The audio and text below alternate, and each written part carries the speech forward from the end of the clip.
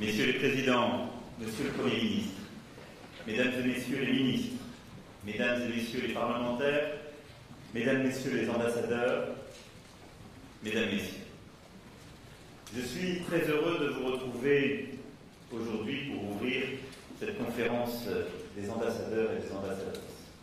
Je suis heureux parce que c'est toujours l'occasion unique de partager quelques convictions et une lecture du monde tel qu'il va, dans lequel chaque jour la France agit, est attendue, porte sa voix. Dans quelques jours, vous rejoindrez vos équipes sur le terrain et vous porterez avec exigence, détermination, une très grande responsabilité. Votre première responsabilité, ce sera de représenter notre pays, notre histoire, nos idéaux républicains, notre géographie de métropole et d'outre-mer, nos intérêts. Et en représentant la France, vous représentez l'histoire, la force, le rôle de notre peuple dans le concert des nations. Et avez à y conduire une diplomatie que je veux fiable et innovante. Votre deuxième responsabilité, avec votre équipe, avec l'appui de tous les relais dont vous disposez sur place, sera de mettre en œuvre une politique ambitieuse pour notre pays. Cette ambition, soyez assurés qu'elle se traduira par un rythme de réforme en France qui ne changera pas d'allure, bien au contraire. Le Premier ministre vous en précisera les orientations. Plusieurs ministres auront aussi à s'exprimer sur ce plan. Sous la conduite de votre ministre, Jean-Yves Le Drian, que je tiens à remercier pour son implication constante, vous nous aiderez à soutenir ces réformes à l'international. En effet, vous êtes à mes yeux partie prenante de la stratégie que j'ai demandé au gouvernement de mettre en œuvre pour le pays. D'abord, en associant pleinement nos communautés françaises à l'étranger. Elles sont une richesse, une force. Nos réformes doivent leur être expliquées et elles doivent aussi être portées par elles. Les Françaises et les Français de l'étranger sont un atout pour notre pays. Ils doivent participer pleinement de ce nouveau rayonnement de la France. C'est pour cela que j'ai souhaité une réflexion en profondeur sur l'enseignement français à l'étranger qui, sur la base du rapport que j'ai demandé au gouvernement, donnera lieu à l'annonce d'une réforme cette automne. C'est aussi pour cela que je veux aller au bout des simplifications attendues par nos concitoyens en termes de démarches administratives et de vote en ligne.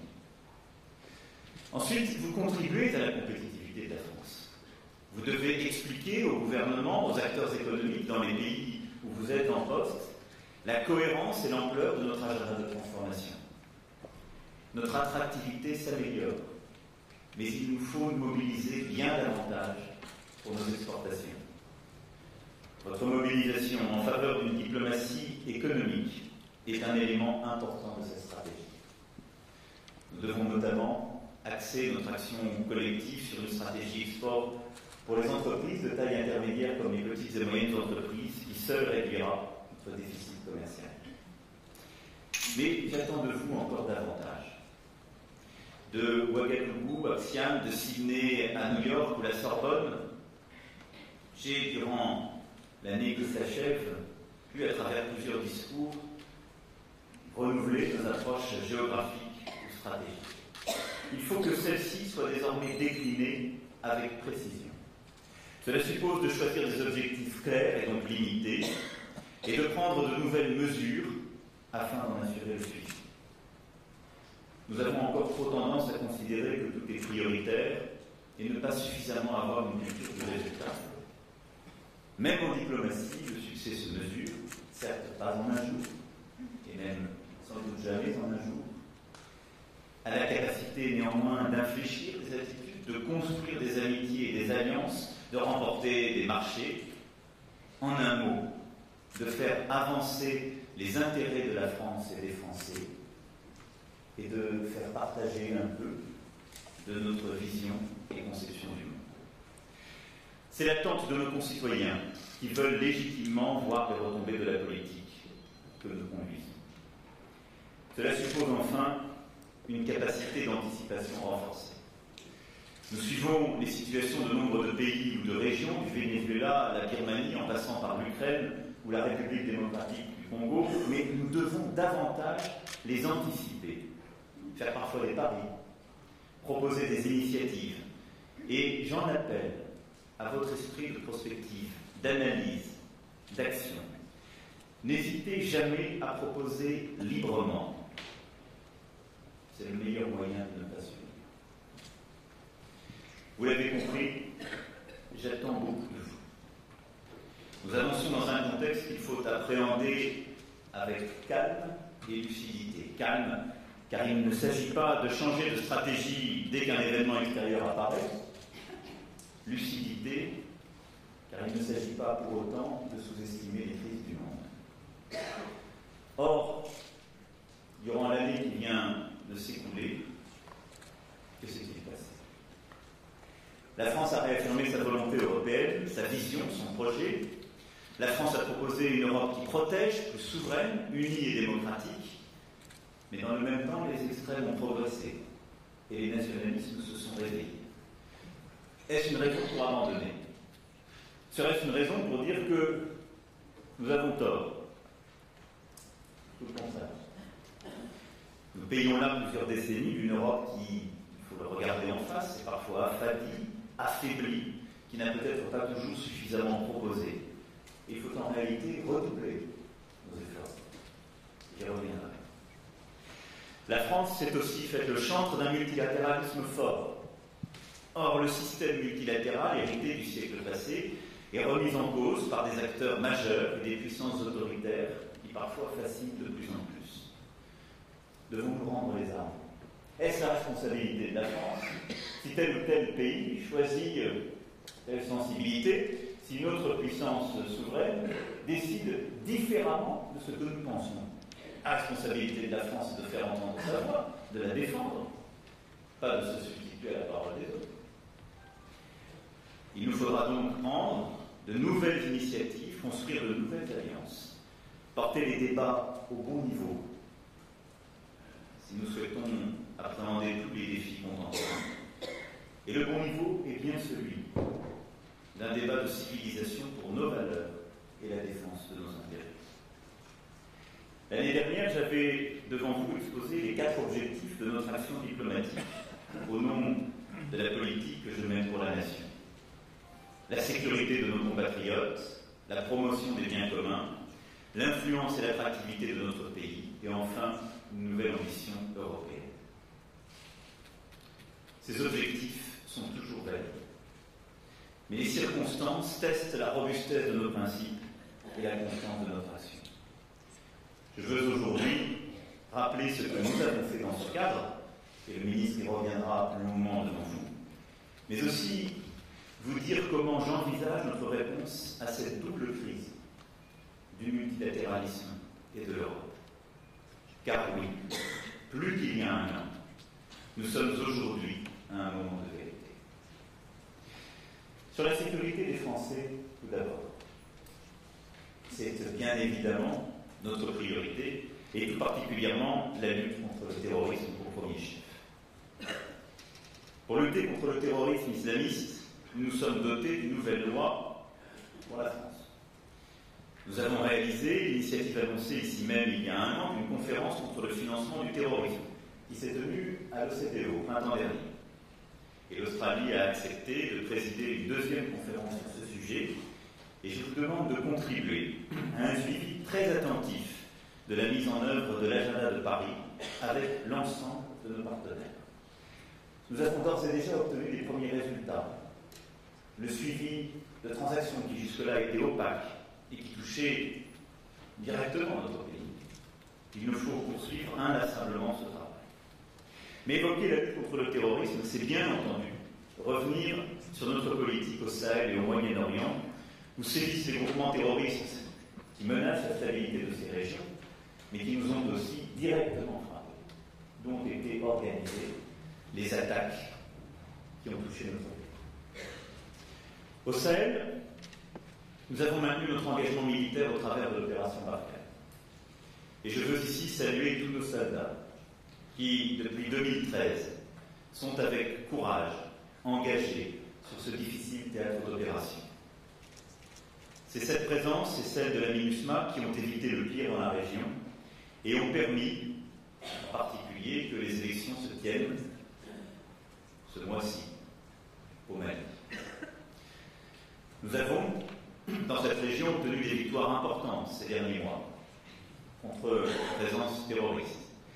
Mais cette action doit se poursuivre avec la même intensité, mais en complétant la présence de la force Barkhane de plusieurs axes commencés dès juillet 2010. Premièrement, nous avons appuyé et accéléré la création des forces conjointes du G5 Sahel. Je suis convaincu que notre action militaire sera en effet plus efficace encore si elle s'articule mieux avec l'implication des 5 pays du Sahel concernés. Nous avons levé des financements, encouragé les premières opérations des forces. À plusieurs reprises, je me suis déplacé pour constater les avancées et avec l'ensemble des chefs d'État et de gouvernement impliqués, améliorer notre organisation. Cette organisation est la seule qui, dans la durée, permettra la stabilité parce qu'elle implique pleinement 5 pays du Sahel concernés à leur propre sécurité. Il nous faut veiller à sa mise en œuvre et dans les prochaines semaines et les prochains mois, nous aurons à conduire de nouvelles opérations conjointes avec ces forces du G5. Il nous faut aussi renforcer la coopération avec l'Algérie, exposée aux mêmes risques terroristes, ainsi qu'avec le Nigeria et le Cameroun, engagés contre Boko Haram. Deuxièmement, nous avons encouragé la montée en puissance de l'Union africaine.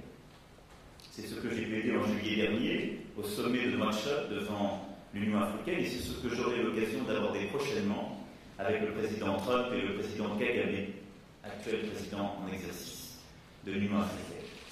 Nous devons travailler à la création d'opérations africaines de paix crédibles, leur assurer un financement stable et prévisible, en particulier entre les Nations Unies, l'Union africaine et les organisations sous-régionales. Troisièmement, nous avons complété notre action militaire par le renforcement et la simplification de notre action en matière de développement, en créant avec l'Allemagne et plusieurs autres bailleurs internationaux l'Alliance pour le Sahel.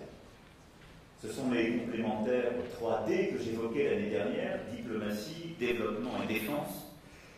Et nous avons commencé à déployer les premières opérations en matière d'éducation, en matière agricole, largement économique, dans plusieurs pays de la région, où à chaque fois le terrain repris à l'ennemi doit s'accompagner de nouveaux projets qui permettent de donner des perspectives économiques, éducatives, des perspectives de vie aux populations qui, à un moment donné, avaient pu être séduites. Je veux ici saluer l'action et les résultats obtenus en Mauritanie, au Niger, au Tchad. Il nous faut, dans les prochains mois, apporter toute notre aide à la stabilité et à la reconquête de certaines régions, au Mali et au Burkina Faso. Quatrièmement, la question du Sahel ne se réglera pas véritablement tant que la stabilité de la Libye ne sera pas assurée. L'anomie qui règne en Libye depuis 2011 a conduit à structurer des routes organisées de trafic de drogue, d'êtres humains et d'armes. Toute la bande sahélo-saharienne a toujours été une région de commerce et de trafic. Mais ces routes sont aujourd'hui celles de la misère et du terrorisme. Et tant que nous n'aurons pas stabilisé la Libye, il sera impossible de stabiliser durablement le Sahel. Ce sont ces routes qui font vivre aujourd'hui les terroristes et qui les financent. Nous avons pris plusieurs initiatives pour répondre à cette situation.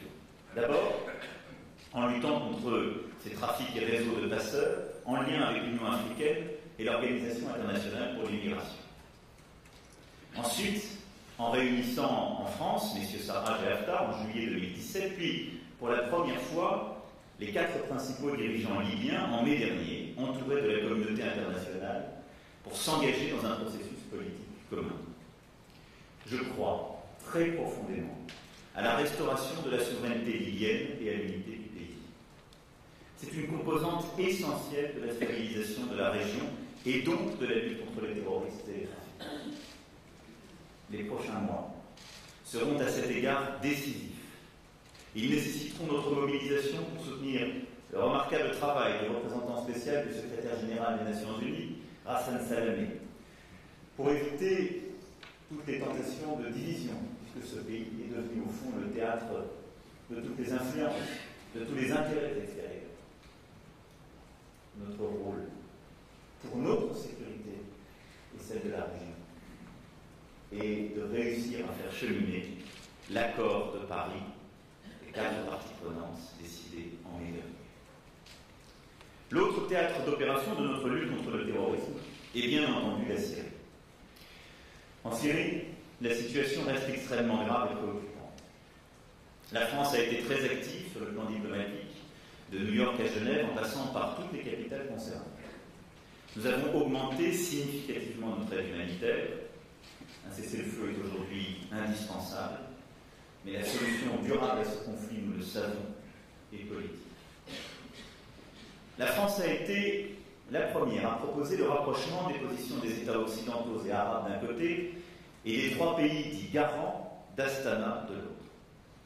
Nous avons intégré l'Allemagne et l'Égypte au Small Group, qui tiendra en septembre une nouvelle réunion ministérielle avec les États-Unis, le Royaume-Uni, l'Arabie Saoudite et la Jordanie. Nous avons renforcé notre dialogue avec la Turquie sur la Syrie à un niveau jamais atteint, malgré nos divergences de fond sur la région du Nord-Est. Le mécanisme de coordination créé à Saint-Pétersbourg avec la Russie a produit ses premiers effets, en particulier sur le plan humanitaire, en ne cédant rien à nos principes et en agissant par le truchement des organisations non gouvernementales présentes sur le terrain pour mener des opérations à destination des populations civiles. Et je tiens à cet égard à saluer ici le travail remarquable et courageux de toutes les ONG sur le terrain. Beaucoup de choses ont donc évolué. Nous avons, je crois, réussi à reconstruire une voie européenne essentielle dans la crise syrienne. Mais ne nous trompons pas. Nous sommes sur ce sujet aussi à l'heure de vérité. Nous abordons sans doute les derniers mois du conflit avec un défi humanitaire essentiel dans la région libyenne.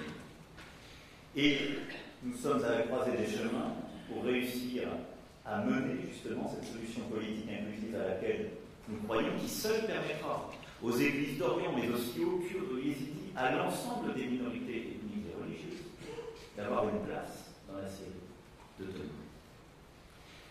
Nos lignes sur le conflit syrien sont claires. La lutte contre Daesh et les groupes terroristes qui menacent la sécurité de l'Europe, le soutien aux populations civiles et la promotion d'une feuille de route diplomatique inclusive en lien avec les Nations Unies. J'ai confié à mon envoyé personnel sur la Syrie, l'ambassadeur François Sénémo, la mission de faire avancer ces objectifs en lien avec l'ensemble des ministères concernés. Mais la situation est aujourd'hui alarmante, car le régime menace de créer une nouvelle tragédie humanitaire dans la région d'Idlib et ne montre jusqu'à présent aucune volonté pour négocier la moindre transition politique. Cela implique de renforcer encore la pression sur le régime et ses alliés. Et j'attends à cet égard beaucoup de la Russie et de la Turquie, compte tenu de leur rôle et des engagements pris. Nous voyons bien ceux qui voudraient, une fois la guerre contre Daesh achevée, faciliter ce que d'aucuns appellent un retour à la normale. Bachar el-Assad resterait au pouvoir, les réfugiés de Jordanie, du Liban, de Turquie retourneraient chez eux, et l'Europe et quelques autres reconstruiraient. Si je considère depuis le premier jour que notre premier ennemi est Daesh, et que je n'ai jamais fait de la destitution de Bachar el-Assad une condition préalable à notre action diplomatique ou humanitaire, je pense qu'un tel scénario serait néanmoins une erreur funeste. Qui a provoqué ces millions de réfugiés? Qui a massacré son propre peuple? Il n'appartient pas à la France de désigner les futurs dirigeants de la Syrie, pas plus qu'à un autre pays. Mais c'est notre devoir et notre intérêt de nous assurer que le peuple syrien sera bien en situation de le faire. C'est pourquoi la condition de l'unité, de la stabilité de la Syrie, et donc de l'éradication durable du terrorisme islamiste, est bien la construction de cette solution politique inclusive qui passe par une réforme constitutionnelle et la mise en place d'un processus électoral qui permettra à tous les Syriens, y compris ceux et surtout ceux qui ont fui le régime de Bachar al-Assad, de choisir leur propre dirigeant. Cette action et ces principes sont à mes yeux déterminants pour notre sécurité même aujourd'hui et demain. Car qu'est-ce qui a permis depuis plus de 15 ans de faire prospérer des groupements terroristes, qu'il s'agisse d'Al-Qaïda, de Daesh ou d'Al-Nusra?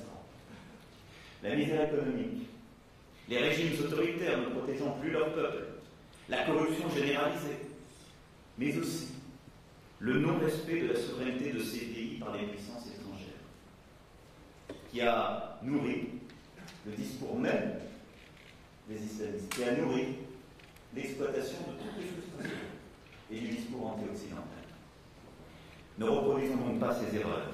Respectons la souveraineté de la Syrie, mais respectons-la vraiment, en permettant au peuple de s'exprimer et de l'incarner.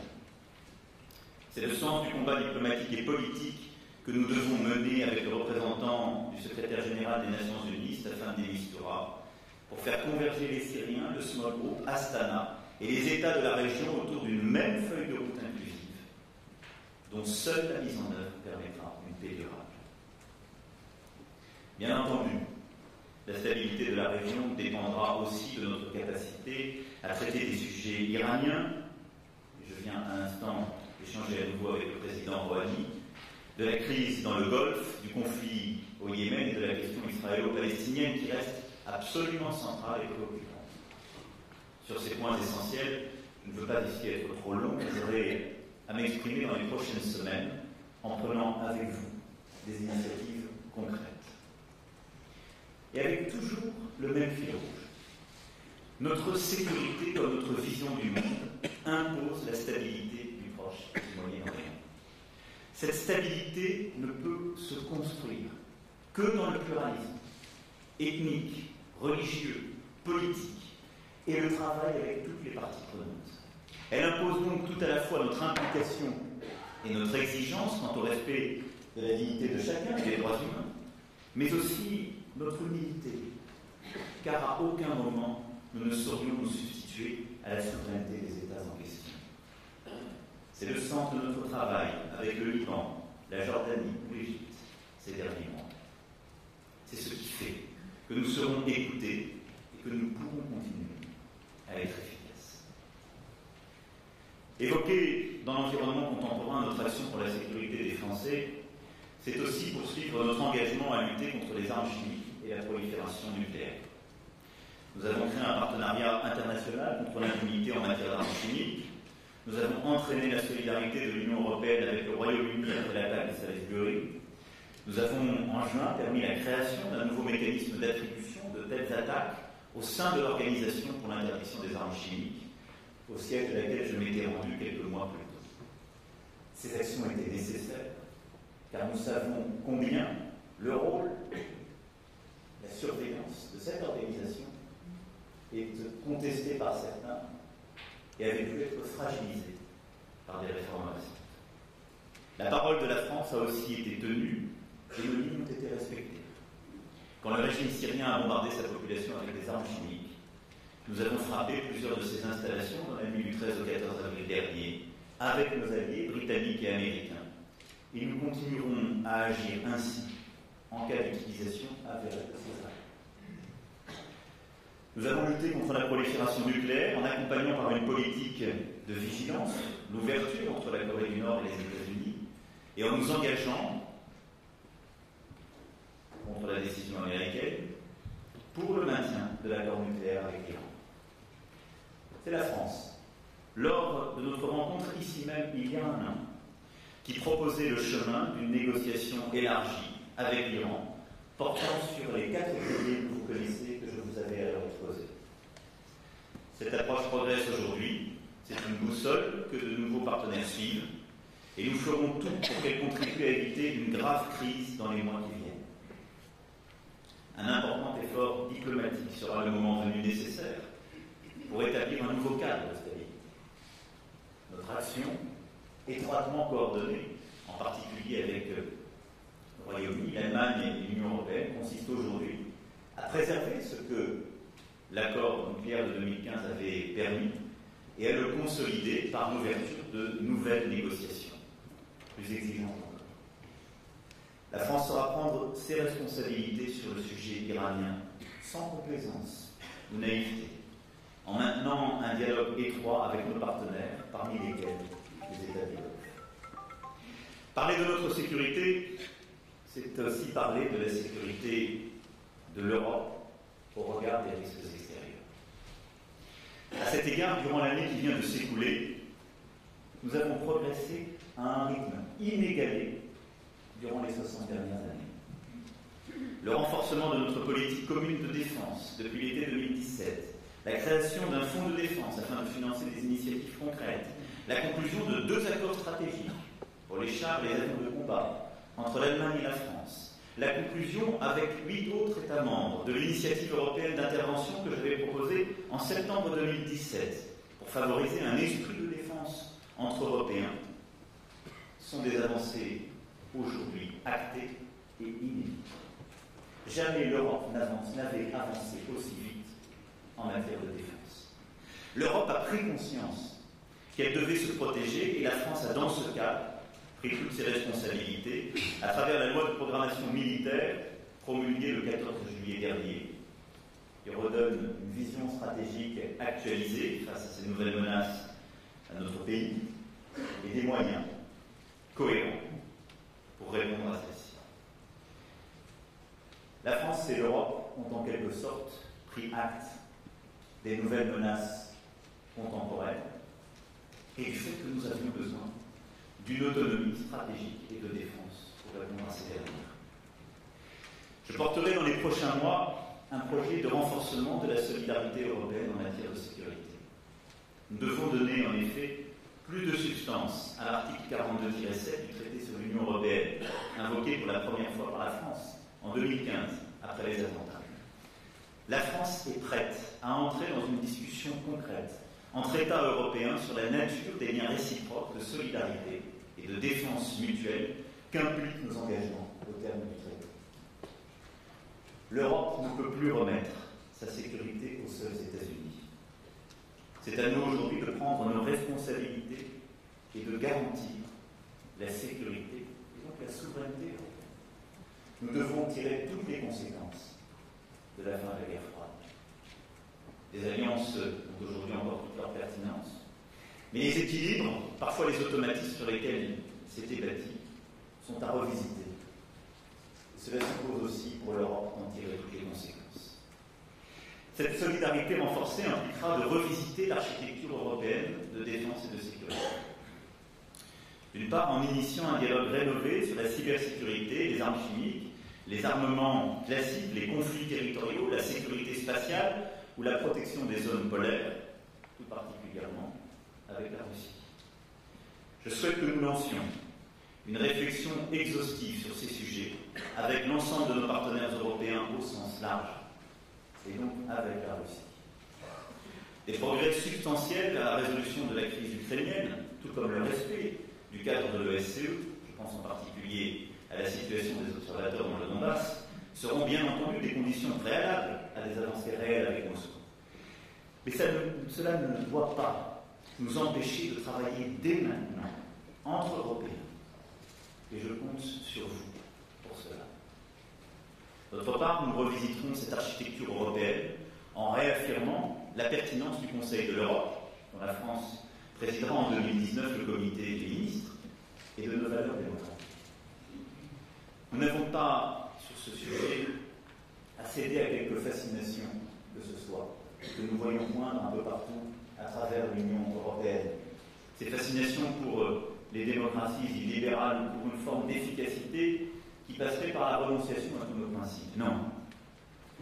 Notre sécurité passe également par la réaffirmation de nos valeurs, des droits de l'homme qui sont au fondement même, non seulement du Conseil de l'Europe, mais de l'Union européenne, et la défense de toutes celles et ceux qui les portent chaque jour.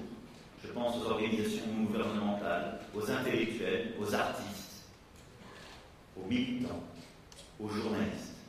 Et sur ce sujet aussi, nous aurons à prendre, en particulier en marge de l'Assemblée générale des Nations unies, plusieurs initiatives.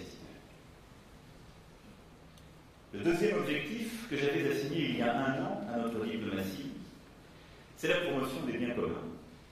La protection de la planète, la culture, l'éducation de nos enfants, la santé des populations, les échanges commerciaux ou encore l'espace numérique sont les éléments du patrimoine mondial que nous devons défendre.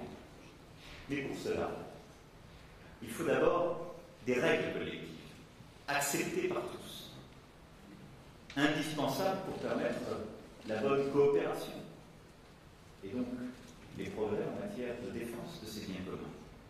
Or, la première menace qui pèse sur nos biens communs, c'est la crise du multilatéralisme lui-même. Le multilatéralisme traverse en effet une crise majeure qui vient percuter toutes nos actions diplomatiques, avant tout en raison de la politique américaine. Le doute sur l'OTAN, la politique commerciale unilatérale et agressive conduisant à une quasi-guerre commerciale avec la Chine, l'Europe et quelques autres, le retrait de l'accord de Paris, la sortie de l'accord nucléaire iranien en sont autant de marques. Le partenaire avec lequel l'Europe avait bâti l'ordre multilatéral d'après-guerre semble tourner le dos à cette histoire commune. La France, chaque fois, a été la première et la plus claire dans son opposition à ces décisions. Mais tout en cherchant, chaque fois, à convaincre avant que ces décisions ne soient prises et à maintenir l'indispensable dialogue de qualité entre nos deux pays. Et je revendique pleinement cela. La Chine, tout en participant activement au jeu multilatéral classique, promeut de son côté sa propre vision d'un multilatéralisme réinventé, plus hégémonique. D'autres puissances ne jouent pas véritablement le jeu de la coopération multilatérale et l'effondrement de cet ordre supposé occidental ne poserait pas tant de difficultés. Dans ce contexte, on reproche parfois à la France de poursuivre le dialogue, les efforts avec les États-Unis, alors qu'il est évident, même dans les circonstances actuelles, que le dialogue avec Washington reste essentiel. Et je dois vous dire que la situation est à mes yeux très différente de ce qu'on décrit la plupart du temps. D'abord parce que le mouvement d'isolationnisme ou d'unilatéralisme, devrais-je dire, que les États-Unis vivent, n'est pas totalement nouveau. Il a déjà existé par le passé, lointain, si on se réfère à Jackson, mais il avait déjà commencé avec l'administration précédente, sur certains théâtres d'opération et dans certaines régions. Cette position américaine, bien entendu, affaiblit le multilatéralisme contemporain parce qu'elle entrave l'efficacité et peut conduire à faire émerger des modèles alternatifs, plus hégémoniques et irrespectueux de nos valeurs. Mais à mes yeux, elle doit être plutôt vue comme un symptôme davantage qu'une cause. Le symptôme de la crise de la mondialisation capitaliste contemporaine et du modèle libéral westphalien multilatéral qui l'accompagne. En effet, cette mondialisation et ce multilatéralisme ont eu des effets positifs qu'il ne faut pas sous-estimer. Ils ont sorti de la pauvreté des centaines de millions d'habitants de la planète. Ils ont mis fin à une conflictualité idéologique qui divisait le monde. Ils ont permis une phase de prospérité et de liberté inédite, d'expansion pacifique du commerce international, qui est une réalité des dernières décennies. Cependant, cet ordre économique, social, politique est en crise. D'abord parce qu'il n'a pas su réguler les dérives qui lui sont propres. Déséquilibres commerciaux qui ont profondément touché certaines régions, perdantes de la mondialisation. Catastrophes environnementales longtemps oubliées, inégalités considérables au sein de nos sociétés et entre nos sociétés. Et du Brexit à la position contemporaine américaine, c'est bien ce malaise avec la mondialisation contemporaine qui s'exprime. Simplement, la réponse à mes yeux n'est pas par l'unilatéralisme, mais par une réinvention, une nouvelle conception de la mondialisation contemporaine. Ensuite, cette mondialisation capitaliste a généré une accélération des flux financiers, une hyperconcentration des techniques, des talents, mais aussi des profits qui ont fait émerger des acteurs qui bousculent et affaiblissent nos règles collectives, et des grands gagnants comme des grands perdants. Enfin, parce que partout dans le monde, les identités profondes des peuples ont ressurgi avec leurs imaginaires historiques. C'est un fait. Ceux qui croyaient à l'avènement d'un peuple mondialisé, protégé des morsures de l'histoire, se sont profondément trompés. Partout dans le monde, la psyché profonde est revenue. Chacun de nos peuples, et c'est vrai, de l'Inde à la Hongrie, en passant par la Grèce jusqu'aux États-Unis. Regardez-y de plus près. Elle est parfois détournée, parfois exacerbée, mais c'est un fait qui dit quelque chose du retour des peuples. C'est une bonne chose, sans doute. Je le crois. C'est le signe que cette mondialisation indifférenciée ne permettait pas de répondre à tout, qu'elle a même échoué de répondre à quelques points. Et qu'il nous faut donc en repenser les règles et les usages compte tenu justement de ces échecs, de ces transformations. Ainsi, la véritable question n'est pas tant de savoir si je vais prendre Donald Trump par le bras au prochain sommet, mais bien comment nous allons collectivement appréhender ce moment de grande transformation que nous vivons et auquel nos sociétés sont toutes confrontées. La grande transformation démographique qui bouscule aujourd'hui l'Afrique comme l'Europe et tous les continents, il faut bien dire. La grande transformation écologique et environnementale, plus criante que jamais. La grande transformation des inégalités et la grande transformation technologique. Le rôle de la France est de proposer une voie humaniste pour relever ces défis. Et avec l'Europe, précisément, de proposer une nouvelle organisation collective. Cela suppose avant tout, et c'est le préalable, si je puis dire, de changer quelque peu notre approche diplomatique. On ne peut plus se contenter de suivre les évolutions politiques ou les déclarations des acteurs traditionnels sans essayer de mieux décrypter les identités profondes, les forces qui sont à l'œuvre et déterminent le cours des choses dans de nombreux pays. Nous avons trop constaté, en quelque sorte, ce que nous ne voulions pas voir d'événements politiques ces derniers semestres, sans nous interroger sur nous-mêmes. Regardons-nous assez les identités profondes, les imaginaires collectifs des peuples que j'évoquais un instant. Je pense qu'il faut davantage le faire et réinventer nos propres méthodes. Et parfois, ce que nous ne voulons pas voir advient parce qu'il y a une logique profonde propre au peuple du pays. Il faut sans doute en comprendre davantage l'intimité pour mieux anticiper ce cours des choses. Mais il nous faut aussi saisir ce qu'il y a de progressiste et d'humaniste dans ces visions du monde, et partant les voies et moyens d'initiatives nouvelles, et chercher dans chacun de ces pays nos alliés, les voies de passage, les moyens pour construire de nouvelles coopérations et alliances. Nous devons accepter de le faire avec des alliances de circonstances, plutôt des alliances tactiques, concrètes selon les sujets, et sur le fondement de principes et d'objectifs clairs. Avec toujours le respect de la souveraineté populaire nationale, je l'ai déjà évoqué. Cela limite l'interventionnisme militaire, ou plus exactement, cela nécessite de toujours inscrire notre action dans une dynamique et un projet politique porté au plus près des peuples.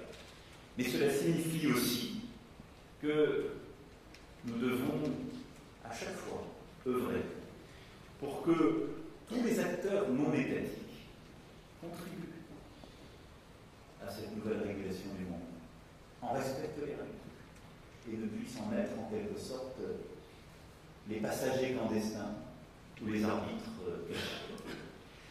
La réponse ne passe donc pas par l'unilatéralisme, mais bien par une réorganisation de notre action autour de quelques biens communs stratégiques et par la construction de nouvelles alliances. En premier lieu, c'est en matière de lutte contre le changement climatique. D'abord, l'accord de Paris sur le climat doit continuer à être défendu.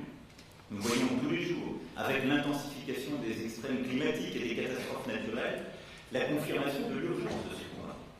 Et nous continuons à le mener, et nous continuerons avec des actions concrètes. Le sommet One Planet, dont la France a pris l'initiative avec l'ONU et la Banque mondiale le 12 décembre dernier à Paris, a permis d'adopter des engagements financiers nouveaux, substantiels. Et un nouveau sommet international de suivi sera organisé le 26 septembre prochain à New York. Nous devons continuer à mobiliser tous les acteurs engagés dans cette lutte, entreprises, organisations non gouvernementales, collectivités locales, grandes fondations internationales. Ce combat pour la planète restera au cœur de notre politique étrangère, comme l'a montré la place prise par ce thème dans des visites que j'ai pu faire au Saint-Siège, en Chine ou en Inde, en particulier, avec le premier sommet de l'Alliance solaire internationale que nous avons organisé avec eux. Il doit se traduire aussi par la négociation et l'adoption d'un nouveau pacte mondial pour l'environnement, qui est à mes yeux un objectif prioritaire et qui impliquera la mobilisation de l'ensemble de notre diplomatie. Mais également par la préparation active des grandes échéances de négociation sur la biodiversité en 2019 et 2020, et une mobilisation sur le sujet des océans comme des pôles, qui impliquera, là aussi, la mobilisation de nombreux postes. Cette diplomatie environnementale est majeure pour répondre à ce grand bouleversement du monde. Elle est majeure parce qu'elle caractérise l'engagement français et européen en la matière, parce qu'elle permet de nouer de nouvelles alliances, en particulier avec la Chine et plusieurs autres puissances, et donc construire, là aussi, une nouvelle forme de coopération internationale, et parce qu'elle permet très profondément de répondre à nos intérêts sur le court, moyen et long terme. Le deuxième lien universel que nous avons replacé au cœur de notre politique de coopération internationale, c'est l'éducation, la culture, le savoir. La France, en effet, a montré son engagement en organisant avec le Sénégal la conférence de reconstitution du partenariat mondial pour l'éducation à Dakar, il y a quelques mois, qui a permis de lever plus de 2 milliards d'euros pour l'éducation dans le monde, en particulier l'éducation des jeunes filles, et pour laquelle la France a multiplié sa contribution par 10. C'est à mes yeux tout à la fois notre rôle universaliste et humaniste, mais aussi la contribution la plus essentielle que nous pouvons apporter à la crise démographique que j'ai évoquée tout à l'heure. Partout, la démographie flambe de manière inconsidérée. Parce que l'éducation a reculé, et en particulier l'éducation des jeunes filles. Et c'est un discours que la France doit savoir porter. Combien j'ai été attaqué lorsqu'il y a un peu plus d'1 an, j'ai porté ce discours à Hambourg. Mais les dirigeants africains l'ont eux-mêmes repris, porté, et l'appliquent avec courage. Mais partout où la démographie s'est mise à flamber, avec 7 ou 8 enfants par femme, c'est là où les mariages forcés ont repris, c'est là où l'éducation des jeunes filles a reculé. Et qu'on me présente les pays où toutes les jeunes femmes ont choisi d'avoir 8 ou 9 enfants. Qu'on me les présente, avant de dire que ce serait une forme de néo-impérialisme que de tenir ce discours à Paris. Non. Il faut surtout aider ceux qui les tiennent dans chacune de leurs capitales. La lutte pour l'éducation est la meilleure réponse à tous les obscurantismes et les totalitarismes. L'éducation, la culture, l'intelligence sont au cœur de ce combat que nous devons mener partout. C'est la seule réponse durable au défi démographique mondial. Et c'est ainsi que nous lutterons en profondeur contre les inégalités, en particulier entre les femmes et les hommes. Et c'est pourquoi j'ai fait, dans notre pays comme à l'international, de l'éducation une priorité absolue. Et je crois profondément que sur ce sujet, la France a un rôle inédit à jouer. D'abord parce que c'est son histoire, sa tradition. Depuis 1 an, nous avons construit une stratégie d'éducation ambitieuse, de la maternelle à l'université, qui, je crois, donne une crédibilité toute particulière à notre pays en la matière. Mais considérons aussi de plus près ce que nous sommes et les atouts que nous avons. Nous avons à Paris le siège de 3 organisations internationales essentielles en ces domaines. L'UNESCO, dont la nouvelle directrice générale a commencé à mener une action résolue que nous appuyons avec force. L'OCDE, qui a acquis une crédibilité incontestée en matière d'évaluation des performances éducatives. L'Organisation internationale de la francophonie, dont c'est aussi une ambition forte et une des priorités. Et nous avons lancé ces dernières années plusieurs projets. L'initiative ALIF, pour protéger le patrimoine culturel menacé, et plusieurs autres, qui accroît encore cette force. Ajoutez à cela notre rôle accru au sein du partenariat mondial pour l'éducation que je souhaite encore plus actif et présent à Paris. Nous avons tout pour faire de la France un écosystème mondial du savoir, de l'intelligence et de la culture que vous devez faire rayonner à travers le monde à travers la coopération universitaire, scientifique et de recherche. Je crois que c'est à la fois un bien commun essentiel que nous devons défendre, mais je crois que c'est aussi un levier formidable d'influence pour notre pays. Le troisième bien commun, c'est la santé. Sur ce sujet, la France reprendra le fil de ses engagements en réunissant le 10 octobre 2019 à Lyon la conférence de reconstitution du Fonds mondial contre le sida, le paludisme et la tuberculose. Mais d'ici là, je souhaite que nous reprenions avec force l'important combat mené contre les faux médicaments et que la France avait initié, et que nous intensifions notre implication dans la lutte contre les grandes pandémies. Je pense en particulier à la lutte contre Ebola en Afrique centrale. Le quatrième bien commun fondamental, c'est l'espace numérique. Nous devons à la fois accompagner dans son essor, investir pour la promotion de nos intérêts stratégiques et économiques, et encadrer pour qu'il puisse être accessible à tous ces protecteurs de nos droits fondamentaux. Ce grand bouleversement. C'est exactement le sens du sommet Tech for Good organisé à Paris au printemps dernier et que nous renouvellerons chaque année pour encourager la réflexion sur les régulations indispensables dans ces nouveaux secteurs avec l'ensemble des acteurs internationaux et pour prendre aussi des mesures et des engagements concrets. Qu'il s'agisse de fiscalité, de respect de la vie privée, des droits sociaux, d'éthique, nous devons forger des réponses respectueuses de la souveraineté des pays, en n'acceptant jamais que tel ou tel acteur économique, tel ou tel espace de l'activité humaine puisse échapper à notre souveraineté et à notre vigilance.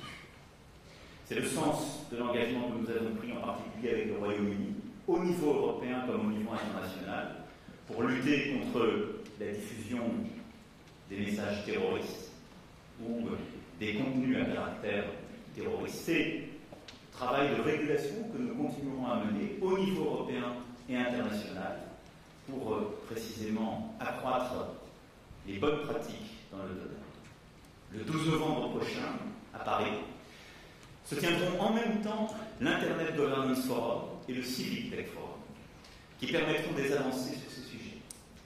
Je veux faire de la France un centre majeur d'attractivité, mais aussi de réflexion et de construction de ces règles nouvelles. Parler des biens communs et de cette nouvelle grammaire de la mondialisation, c'est également parler de notre organisation collective en matière de commerce. Le commerce international n'est définitivement pas équitable. L'organisation collective que nous avons aujourd'hui n'est pas des plus efficaces. Mais y répondre par l'unilatéralisme absolu et la guerre commerciale est la moins bonne des réponses. La réponse doit passer par une refondation en profondeur de notre ordre mondial international. C'est pourquoi j'ai invité dès mai dernier à l'OCDE à lancer un groupe de travail conjoint entre les États-Unis, l'Union européenne, la Chine et le Japon. Nous devons clarifier les règles existantes, améliorer le règlement des différends, adopter une régulation plus efficace sur le plan international et intégrer dans notre politique commerciale nos propres exigences sociales et environnementales. On ne peut pas avoir une politique commerciale qui, en quelque sorte, serait pensée à part de tout. J'invite ainsi les représentants de ces puissances, en marge du 11 novembre prochain à Paris, à tenir une première conférence sur ce sujet. Je pense que nous pouvons en quelques mois bâtir un système plus efficace et plus équitable, et que nous pouvons ne pas céder, en effet, là aussi, à l'hégémonie de l'un et à la division de tous. Je crois en effet également qu'en matière sociale, notre ordre mondial peut être bien mieux régulé. Et je pense que les 100 ans de l'OIT en 2019 doivent nous permettre d'aller plus loin et de marquer de nouvelles ambitions. Partout où la mondialisation est critiquée, ce qu'on critique, ce sont ces aberrations sociales. Ce que critiquent les classes populaires et moyennes, au Royaume-Uni, aux États-Unis comme dans notre pays, c'est le fait qu'elles ne s'y retrouvent plus. Que cet ordre a construit des inégalités que j'évoquais tout à l'heure, qui ne sont plus soutenables. Il nous faut donc les penser, non pas les uns contre les autres, mais construire, comme nous avons su le faire dans d'autres domaines, des voies et moyens d'une coopération internationale qui puisse nous aider à définir des standards communs. Et donc penser là aussi la convergence de ceux qui le veulent et la coopération de tous.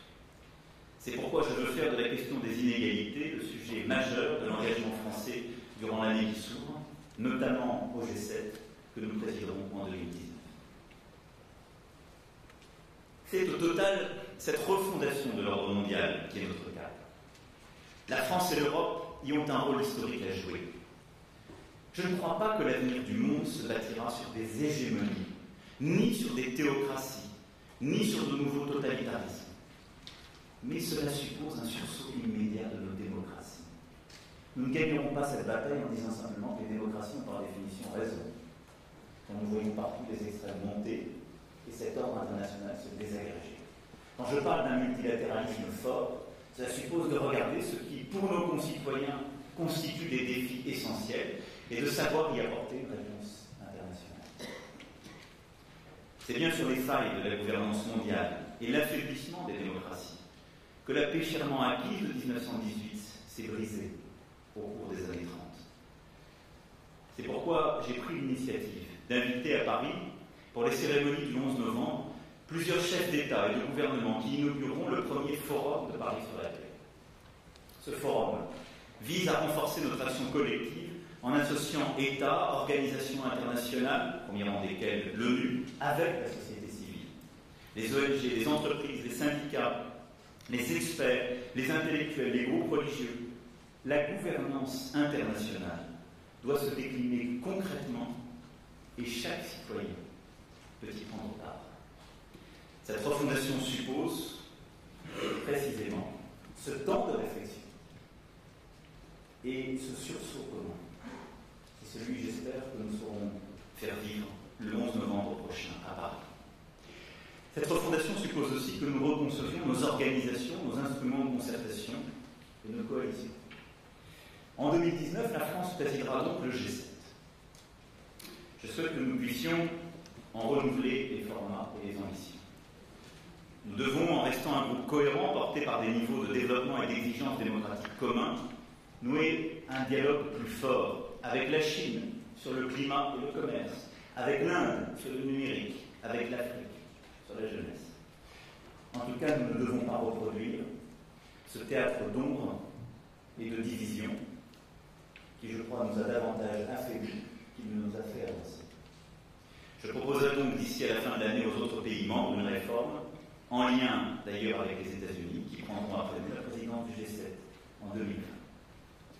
Dans le monde entier, en Asie, en Amérique latine, en Afrique, ce sont ainsi de nouveaux équilibres, de nouvelles relations qu'il nous faut repenser, sur la base du travail en profondeur que je vous ai demandé.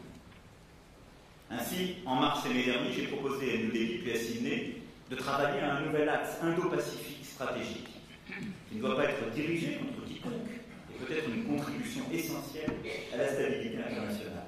Nous sommes une puissance indo-pacifique. Avec plus de 8 000 hommes dans la région et plus d'1 million de nos concitoyens, nous devons en tirer toutes les conséquences, et je souhaite que vous puissiez décliner cet axe de l'océan Indien à l'océan Pacifique, en passant par l'Asie du Sud-Est, de manière résolue, ambitieuse et précise. Nous devons en effet construire une nouvelle relation à l'Asie. Elle se bâtira notamment autour de notre dialogue essentiel et fructueux avec la Chine. J'ai dit que je m'y rendrai chaque année et j'ai jeté les bases de ce dialogue il y a quelques mois à Xi'an. La Chine a posé l'un des concepts géopolitiques les plus importants des dernières décennies avec ses nouvelles routes de la soie. Nous ne pouvons pas faire comme si cela n'existait pas. Nous ne devons céder à aucune fascination coupable ou court-termiste.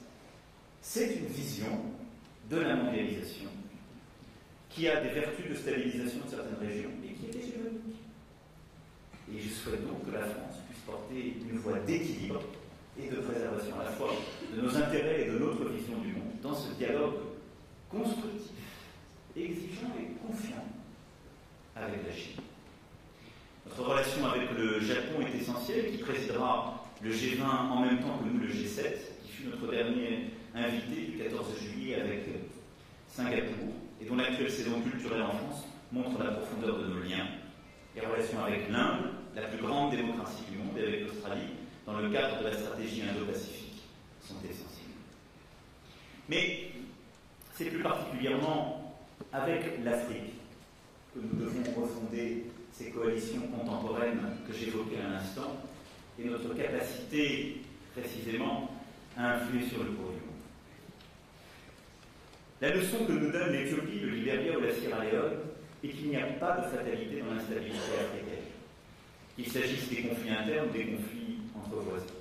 L'Afrique n'est pas seulement notre interlocuteur pour parler des crises qui l'affectent, elle est d'abord notre allié pour inventer les grands équilibres du monde de demain.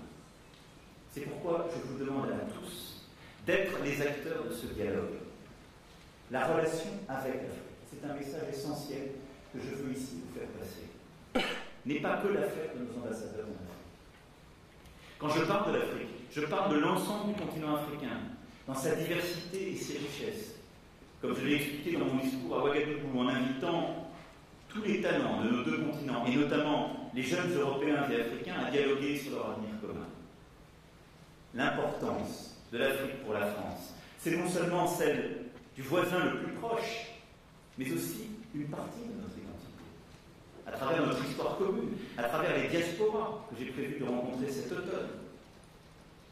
Et c'est pour nous la nécessité de mieux impliquer dans le renouveau de notre relation avec le continent. Je compte également sur la contribution des membres du Conseil présidentiel pour l'Afrique que je salue pour leur engagement à mes côtés. Jamais nous ne remporterons la bataille que j'évoquais sur les biens communs. Jamais nous ne parviendrons à construire ces nouvelles coopérations et alliances pour l'ordre international qui est le nôtre sans l'Afrique. Jamais nous ne remporterons la bataille pour la biodiversité ou contre le dérèglement climatique sans une participation active des pays africains. Je me rendrai au printemps prochain à Nairobi, au siège PNUE, pour poursuivre la dynamique du sommet One Planet en Afrique sur le terrain. L'Afrique est également le continent où se joue l'avenir de la francophonie, et dans une large mesure, celui de notre langue, de notre influence culturelle. C'est la raison pour laquelle j'ai apporté le soutien de la France à la candidature endossée par l'Union africaine au poste de secrétaire général de l'Organisation internationale de la francophonie, dans la perspective du sommet d'Erevan le 12 octobre prochain. Nous avons lancé à Lagos, en juillet dernier, la saison des cultures africaines qui sera organisée en France en 2020 et qui permettra pour la première fois à l'Afrique de se raconter elle-même, en France, dans tout milieu de culture. Ngoné Fall sera la commissaire générale de cette saison culturelle. Je recevrai également, cet automne, le rapport de Bénédicte Savoie et de Felwine Sarr sur la restitution temporaire ou définitive à l'Afrique de son patrimoine culturel. Ce que nous construisons, ce faisant, touche par touche, et je ne peux détailler les axes de cette politique, c'est en quelque sorte la conversion d'un regard réciproque.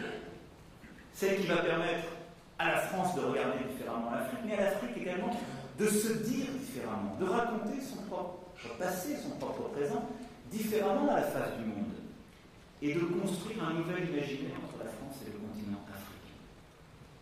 Je crois que c'est un élément essentiel de notre diplomatie, car c'est l'une des clés des réponses à l'instabilité qui existe dans plusieurs régions d'Afrique. Et c'est l'une des clés au rééquilibrage de notre relation, sur tous les plans. L'Afrique est bien entendu aussi notre voisin méditerranéen. Nous sommes attentifs aux relations privilégiées que nous avons avec le Maroc, l'Algérie, la Tunisie, où je me suis déjà rendu. J'aurai aussi l'occasion de faire une visite au Caire dans les prochains mois, au moment où l'Égypte prendra la présidence de l'Union africaine. Et j'ai annoncé, en début d'année à Tunis, l'organisation d'un sommet des deux rives, qui serait construit sur la base de l'actuel dialogue 5+5, mais de manière encore plus inclusive, avec une forte contribution des sociétés civiles. 10 ans après l'Union pour la Méditerranée, il nous faut retrouver le fil d'une politique méditerranéenne différente, en tirant tous les enseignements de ce que nous avons réussi et de ce que parfois nous ne sommes pas parvenus à faire, en impliquant toutes les sociétés civiles, mais en refondant une politique méditerranéenne plus inclusive qui est aussi sans doute l'une des conditions à la reconsolidation du Maghreb. Pour parler de la jeunesse, de la mobilité, de l'énergie, des échanges universitaires, cette politique est indispensable et nous allons dans les prochains mois préparer ce sommet qui se tiendra à Marseille au début de l'été 2019. Notre troisième objectif, mesdames et messieurs, est de renforcer l'influence de la France dans ce contexte. Je l'évoquais au début de mon propos en parlant de l'importance de la diplomatie économique. Notre pays a certes attiré cette année davantage d'investissements, de tourisme, de talents, mais nous avons encore de nombreux défis.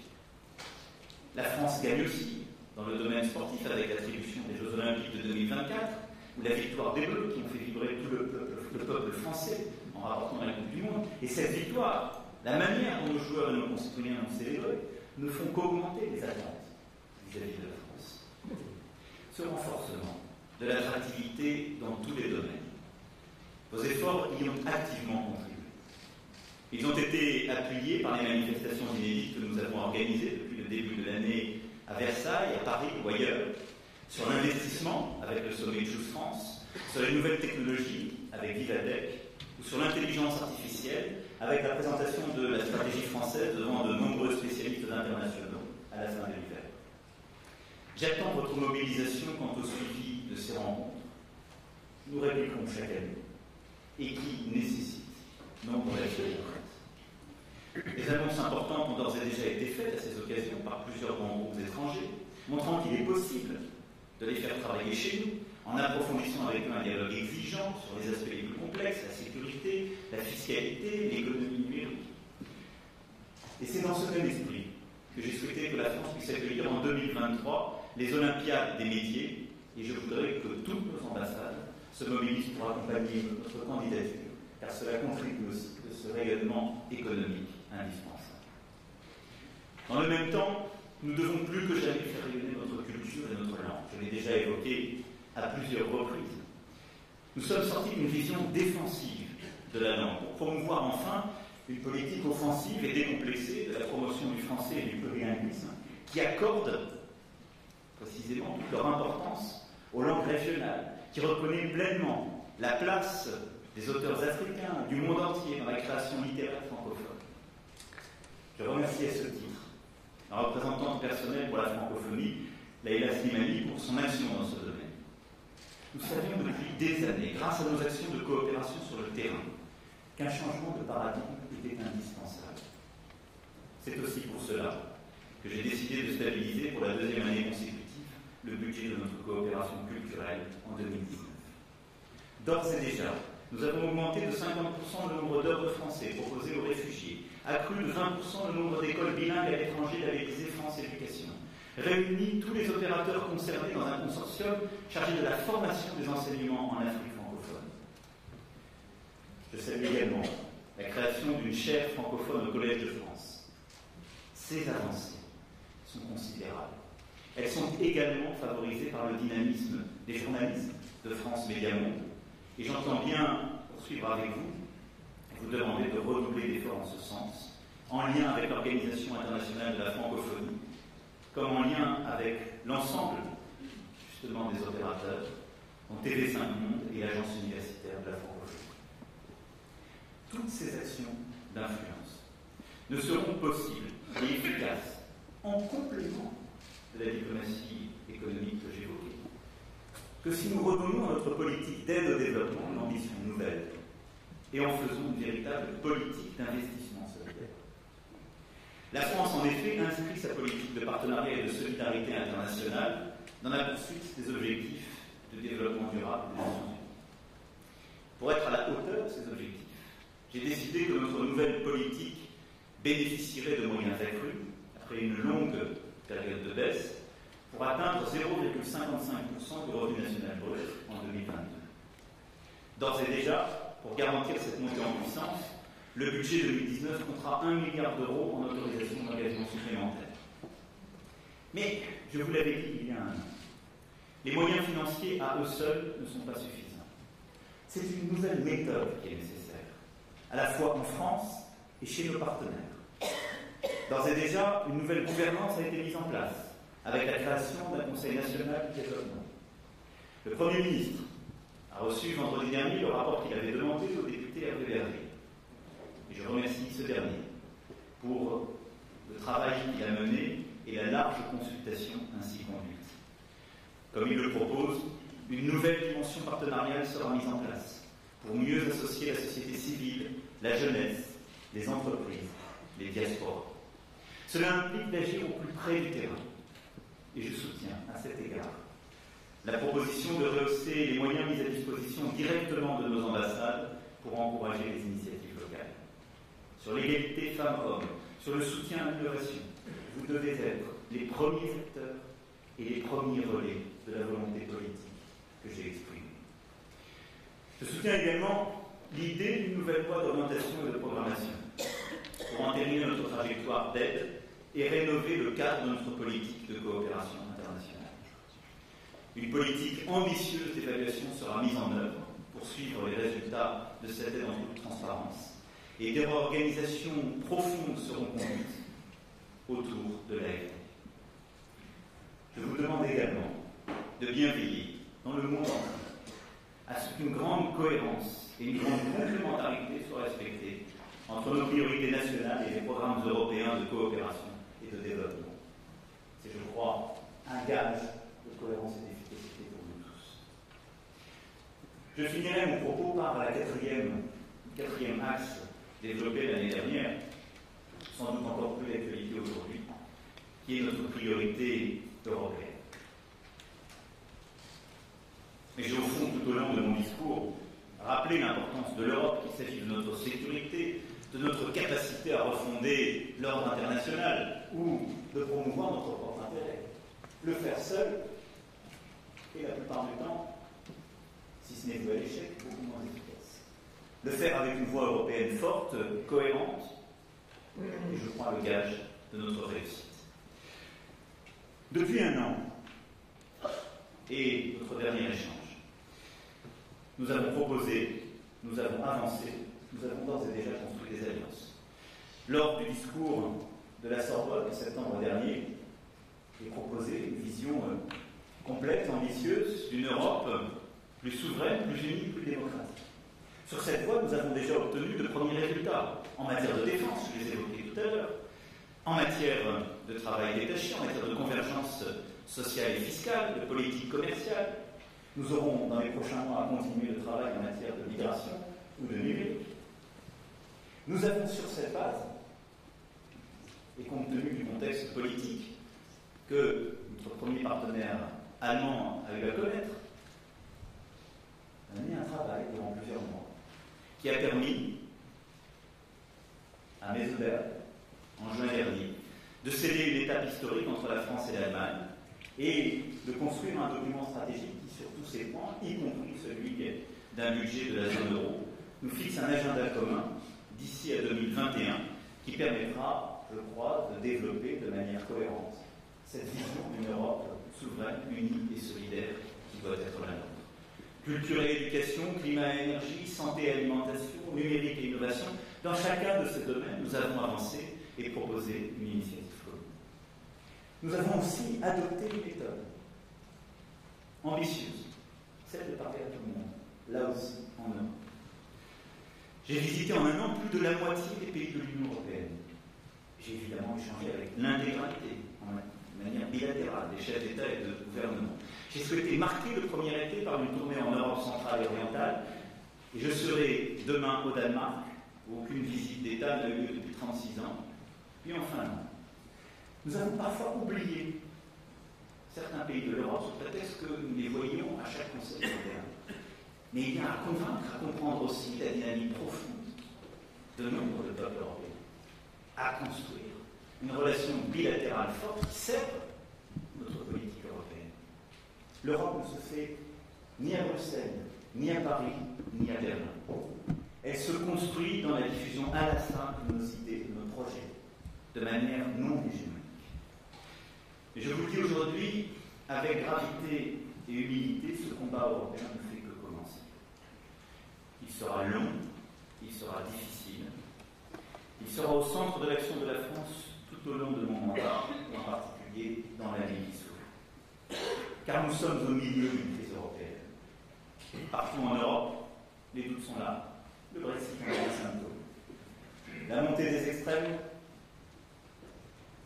est presque une règle générale, et la France fait figure d'exception. Les divisions entre le Nord et le Sud sur le plan économique, entre l'Est et l'Ouest, sur les sujets migratoires, fracture encore trop souvent notre Union européenne. Et nous vivons aujourd'hui une crise politique sur l'immigration à laquelle nous devons faire face. Alors, face à cela, quelle réponse apporter? Ne rien renoncer de l'ambition exprimée il y a un an. Rien. Au contraire. Apporter davantage de clarté et quelques angles que je veux ici pour conclure mon propos partagé avec vous. D'abord, de quelle Europe parlons-nous? Quand nous parlons à l'Afrique, quand nous parlons de nous-mêmes, quand nous parlons de tous ces grands défis. Périmètre, le contour de cette Europe ne doit pas non plus faire l'objet d'une forme de confort intellectuel. L'Union européenne n'est pas écrite de tout temps, et les modifications de son périmètre ne sont ni un drame, ni forcément un mouvement qu'on devrait subir. Et il y a bien évidemment d'abord le Brexit. Mais j'attire l'attention collective. N'est-il pas quelque chose d'absurde dans une Union européenne qui aujourd'hui va consacrer une énergie colossale à discuter du Brexit et en même temps voudrait discuter du début de négociations d'adhésion de l'Albanie ou de tel ou tel autre pays des Balkans occidentaux? Tous ces pays ont quelque chose à voir avec notre histoire, notre stratégie. Mais est-ce que nous sommes là, dans ce cercle initié et lucide? Est-ce que nous pouvons être satisfaits de ce cours des choses? Est-ce que nous pensons que c'est la meilleure manière de répondre à nos défis? Que nous pensons que les choses vont comme elles vont quand il s'agit du périmètre de l'Europe? De quelle Europe nous voulons? Résolument pas. Alors, pour ce qui est du Brexit, je souhaite que l'accord se fasse d'ici à la fin de l'année en fixant le cadre de nos relations futures. Mais je le répète, le Brexit, c'est un choix souverain qu'il faut respecter. Mais c'est un choix qui ne saurait se faire aux dépens de l'intégrité de l'Union européenne. C'est le choix du peuple britannique pour lui-même, mais pas pour les autres. Et la France souhaite maintenir une relation forte, privilégiée avec l'Europe, mais pas au prix de la dissolution de l'Union européenne. Et que l'intégrité soit défendue par la capitale dont c'est la cause, son propre pays, une chose. Mais nous avons à défendre l'intégrité de nos valeurs, de notre sol et de l'Union européenne. Et donc nous aurons sur ce point un dialogue exigeant, indispensable. Mais il nous faudra, quoi qu'il en soit, penser la relation de l'Union européenne après le Brexit. Avec l'Union. C'est indispensable. Et y penser consistera justement à définir, à tout le moins, un partenariat stratégique à construire. C'est la même exigence que je veux à nos frontières. J'ai déjà évoqué le cas de la Russie tout à l'heure, dans le cadre d'une architecture européenne de sécurité et de la défense. Mais nous ne pouvons durablement construire l'Europe sans penser notre relation à la Russie et à la Turquie. La pensée sans complaisance et sans naïveté. Est-ce que nous pensons aujourd'hui, là aussi, de manière lucide et sincère, que nous pouvons continuer une négociation d'adhésion à l'Union européenne de la Turquie? Quand le projet chaque jour réaffirmé du président turc, avec lequel j'ai eu une intensité de contact inédite depuis un peu plus d'un an, est un projet pan-islamique, régulièrement présenté comme anti-européen, dont les mesures régulières vont plutôt à l'encontre de nos principes. Résolument pas. Et là aussi, nous devons sortir de l'hypocrisie pour construire une solution qui semble plus efficace, plus cohérente pour nous. Il nous faut donc construire un partenariat stratégique qui n'est pas l'adhésion à l'Union européenne, mais un partenariat stratégique avec la Russie et avec la Turquie. Parce que ce sont deux puissances importantes pour notre sécurité collective, parce qu'il faut les arrimer à l'Europe, parce que l'histoire de ces peuples s'est faite avec l'Europe, et que nous devons ensemble construire notre avenir. Et donc, sur tous ces plans, il faut une relation que nous avons à réinventer, un plan exigeant, mais sans céder à l'espèce de tâtonnement bureaucratique auquel nous nous sommes habitués sur ces sujets. Nous sommes sortis de la guerre froide, et la Turquie du président Erdogan n'est pas la Turquie du président Kemal. Ces deux réalités sont là, nous faut en tirer toutes les conséquences. Ensuite, il faut assumer, accepter, porter le fait que cette Europe sera une Europe de plusieurs cercles. Parce que c'est déjà le cas. Et donc il faut accepter qu'il y ait une Europe large, peut-être plus large que l'Union européenne, le Conseil de l'Europe étant d'ailleurs cette base la plus large, fondée sur nos principes, qui parfois sont remis en cause au sein même de l'Union. Mais il y a donc la place pour une Europe large, la place pour un marché commun, et en ce cœur, la place pour des coopérations renforcées et une intégration plus forte. Et cela suppose d'avoir un peu d'audace et d'accepter de revisiter des tabous de part et d'autre, des tabous de transfert d'un côté du Rhin, des tabous de changement de traité de l'autre côté du Rhin. Et sur ce point, la vision que porte la France aujourd'hui, celle que nous porterons dans le cadre des échéances à venir, suppose une révision des traités, qu'il s'agisse de la réforme de l'Union européenne comme de la zone euro. Je la souhaite, et je souhaite que nous puissions la construire sur la base des consultations démocratiques en cours, sur la base des résultats des élections européennes à venir, et d'un travail intergouvernemental qui s'imposera dans les semestres qui viennent. Parce que nous avons besoin de repenser notre organisation politique, nous avons besoin d'une commission plus efficace et moins nombreuse, et nous avons besoin de repenser les axes stratégiques de cette Europe. Enfin, nous serons, et nous sommes aujourd'hui, collectivement testés, parce que cette Europe, je l'ai dit à plusieurs reprises, et je viens de parler de son périmètre, de son étendue, a à faire face à tous les défis contemporains dont je vous parle depuis tout à l'heure. Et nous n'avons qu'une réponse européenne crédible, celle de notre autonomie stratégique. La question n'est pas de savoir si nous arrivons à convaincre les États-Unis d'Amérique, c'est un grand peuple et un grand pays. La question est de savoir si les États-Unis d'Amérique nous regardent comme une puissance avec une autonomie stratégique. C'est ça la vraie question qui est posée pour l'Europe aujourd'hui. Force est de constater qu'aujourd'hui, ce n'est pas le cas. Nous devons nous regarder avec lucidité, quand bien même celle-ci est cruelle. Je ne crois pas, très sincèrement aujourd'hui, que la Chine ou les États-Unis d'Amérique pensent que l'Europe est une puissance avec une autonomie stratégique comparable à la leur. Je ne le crois pas. Et je crois que si nous ne parvenons pas à construire cela, nous nous préparons des lendemains de rose. Et donc, comment construire cette véritable souveraineté européenne? Eh bien, en répondant aux défis dont j'ai parlé depuis tout à l'heure, en faisant de l'Europe le modèle de cette refondation humaniste de la mondialisation. C'est ça le défi. Et c'est ça, exactement, le débat qui est posé aujourd'hui au peuple européen dans le cadre des élections qui viennent. Il y a le choix clair, d'un côté, l'Europe n'est pas efficace, elle ne répond plus à ce défi de la mondialisation. Ce n'est pas totalement faux. Elle n'a pas d'autonomie stratégique, il faut donc la désagréger. Alors, les plus sophistiqués vous diront, nous sommes pour la désagréger, sauf lorsqu'elle nous apporte quelque chose. Parce que l'Italie est contre l'Europe qui n'est pas solidaire sur le plan migratoire, mais l'Europe elle est pour l'Europe des fonds structurels, parce que j'écoute certains ministres, président du Conseil, italien le sait bien d'ailleurs, il est sur une ligne beaucoup plus structurée. L'Europe de la Hongrie, elle n'a jamais été contre... la Hongrie de Viktor Orban, elle n'a jamais été contre l'Europe des fonds structurels, de la politique agricole commune, mais elle est contre l'Europe quand il s'agit de tenir de grands discours sur la chrétienté. Bon. Et donc, il y a une voie claire de l'opportunisme européen, mais du nationalisme revendiqué. Désagrégeons cette structure bureaucratique, elle ne nous apporte plus rien. Faisons semblant d'oublier ce qu'elle nous apporte et assumons l'union. Là, de l'autre côté, il nous faut porter une ligne, là aussi, claire. Celle d'une volonté de souveraineté européenne. En quoi et comment l'Europe peut apporter seule une réponse à nombre de nos défis? Et je crois que c'est le cas. Et je crois que c'est tout particulièrement le cas pour ce qui est de la crise politique aujourd'hui qui sévit en Europe. Je parle de crise politique. Parce que les sujets dont nous avons parlé tout l'été en matière de migration sont avant tout une crise politique. L'Europe a eu à subir en 2015 une vraie crise migratoire, quand des millions d'Afghans, de Syriens sont venus en réponse. L'Europe a eu à subir, il y a un peu plus d'un an, une vraie crise migratoire venant de Libye. Mais ces flux ont été divisés par 10. Ces dernières semaines, ce n'est pas une crise migratoire, c'est une crise politique.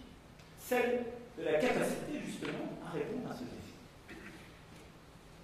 Sur ce sujet, il faut regarder les choses en face. Pourquoi avons-nous cette crise politique européenne, en particulier italienne? Parce qu'il n'y a pas de solidarité européenne. Pourquoi avons-nous une crise politique en Grèce naguère? Parce qu'il n'y avait pas de solidarité européenne. C'est pour ça que j'ai toujours lié la solidarité européenne avec une vraie politique de souveraineté. Et donc ce qui arrive en Italie, nous l'avons produit, politiquement, par notre absence de solidarité. Est-ce que cela excuse les discours xénophobes, les facilités? Je ne le crois pas. Et je crois que, d'ailleurs, ces mêmes xénophobes n'apportent aucune solution au mal qu'ils dénoncent. Parce qu'ils aillent chercher la solidarité de ceux dont ils veulent se séparer. On est en face. Ça ne marche pas souvent. Et d'ailleurs, tous ceux qui portent une voix nationaliste ou unilatérale s'entendent très bien pour dénoncer l'Europe, s'entendent rarement pour trouver des solutions communes, y compris pour eux-mêmes. Les axes dont on nous parle n'apportent aucune solution. Aucune. Et donc, sur ce sujet, je crois que la France, avec les partenaires constructifs et la Commission européenne, doit mettre en place, contribuer à mettre en place un dispositif pérenne, respectueux des principes humanitaires et du droit, solidaire et efficace. Ce qui veut dire que nous ne devons ni ne pouvons sortir du droit d'asile tel que nous l'avons pensé. J'écoute chaque jour les discours qui disent ne prenez pas les gens, ne les acceptez pas, c'est de la faiblesse, de la bonne volonté. La France, et je m'en félicite, fait partie des pays qui, durant la crise politique de cet été, a accueilli plus de réfugiés, 250. Je vous invite à garder en mémoire la proportion de ces chiffres. Et parce que sur la base des 5 missions que nous avons organisées, nous les avons identifiés comme relevant du droit d'asile. Mais qui sont les responsables politiques responsables? Fondamentalement, Lucie, qui peuvent nous expliquer qu'on devrait renoncer au respect du droit d'asile en France et en Europe. Mais ce droit d'asile, il est dans notre Constitution, nous Français. Il est dans tous nos textes européens. La clé, simplement, c'est d'accepter cette différenciation. Il y a ceux qui relèvent du droit d'asile. Il faut accueillir de manière inconditionnelle, en ayant la bonne organisation, avec l'autre rive de la Méditerranée et avec le reste de l'Afrique. Et il y a ensuite une politique d'immigration à construire au niveau européen avec l'Afrique pour éviter, réduire, maîtriser les flux migratoires liés à des migrations économiques et organiser un retour beaucoup plus efficace de ces derniers. C'est le sens même de la loi qui sera promulguée dans quelques jours et que nous avons prise pour la France. C'est le sens même de l'action que nous portons en Europe et du partenariat que nous voulons construire avec l'ensemble des États africains, comme nous avons commencé à le faire, à Abidjan à la fin de l'année dernière, dans le dialogue entre l'Union européenne et l'Union africaine, à Paris, il y a un an, jour pour jour, avec l'Union africaine et nombre de pays d'origine et de transit, et avec nombre de nos partenaires. C'est cela la bonne réponse à la crise migratoire. C'est donc une politique européenne, exigeante, qui respecte nos valeurs, mais qui, parce que nous aurons trouvé les règles communes d'une protection aux frontières et d'une solidarité interne, sera enfin efficace. La France est un défi migratoire. Nous sommes le pays qui a eu à recevoir quasiment le plus de demandes l'année dernière, le deuxième pays de demandes d'asile, plus de 100 000. Mais aucun n'est arrivé par des routes dites primaires. C'est l'incapacité de l'Europe à gérer le sujet migratoire qui fait que nous avons besoin de demandes d'asile. Et donc, j'invite toutes celles et ceux qui tiennent des discours sur ce sujet à regarder la réalité des faits. Si nous avons une organisation plus efficace au niveau de l'Europe, alors nous avons une partie de la réponse à nos propres défis, parfois à nos propres craintes. Il faut le construire de manière durable, exigeante, avec l'ensemble des partenaires concernés. Mais plus largement, vous l'avez compris, sur chacun de ces sujets, je plaiderai pour que l'Europe puisse être cette puissance qui, comme je viens de le dire pour le sujet des migrations, eh bien, construira les solutions auxquelles nous croyons dans la mondialisation. Une puissance économique et commerciale à travers une zone euro plus forte, une défense de nos intérêts stratégiques et commerciaux, une indépendance financière avec des mécanismes que nous devons proposer. C'est la demande que nous avons faite à la Commission pour asseoir l'autonomie financière de l'Europe et mettre enfin fin à l'extraterritorialité de certaines décisions financières et monétaires. Une puissance économique et commerciale qui construira la convergence fiscale et sociale en son sein. Je veux une Europe qui soit puissance numérique et d'intelligence artificielle, à travers les initiatives que nous avons commencé à prendre, d'un fonds pour les innovations de rupture, d'un vrai marché unique du digital, d'une taxation juste des acteurs du numérique. Une Europe puissance écologique, alimentaire et sanitaire, qui permettent partout en Europe de garantir les mêmes droits d'accès à une nourriture saine et à un environnement plus simple. Cette vision-là, nous la portons. La mener seule au milieu d'autres acteurs européens qui ne la suivent pas est impossible. C'est au niveau européen que nous devons mener et que nous mènerons jusqu'à son terme le combat pour la fin du glyphosate que la France a initié. Je le rappelle, et sans la France, c'était 15 ans d'autorisation qui étaient à nouveau octroyés au glyphosate partout en Europe.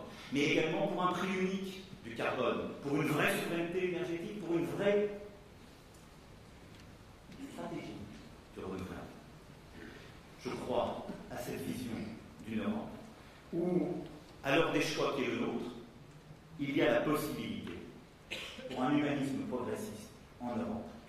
Je crois qu'il y a la possibilité pour un chemin qui permettra de faire pleinement percevoir à nos concitoyens que l'Europe, sur nombre de sujets qui les inquiètent, n'est pas simplement une partie de la réponse, mais le cœur de notre autonomie stratégique, le cœur de la réponse que nous pouvons apporter à nos peuples et vis-à-vis de nos partenaires.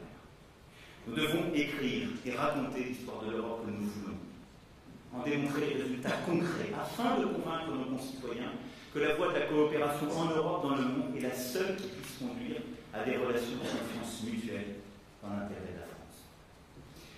Mesdames et messieurs les ambassadeurs, je vous ai présenté nos priorités pour l'année à venir, autour de ces 4 piliers que j'avais définis l'année dernière. Vous les mettrez en œuvre sous la conduite du ministre de l'Europe et des Affaires étrangères, Jean-Yves Le Drian, que je remercie à nouveau du travail sans relâche qu'il effectue, à Paris et autour du monde, efficacement épaulé par Nathalie Loiseau et Jean-Baptiste Lemoyne et par tous les agents du Quai d'Orsay au service de notre pays.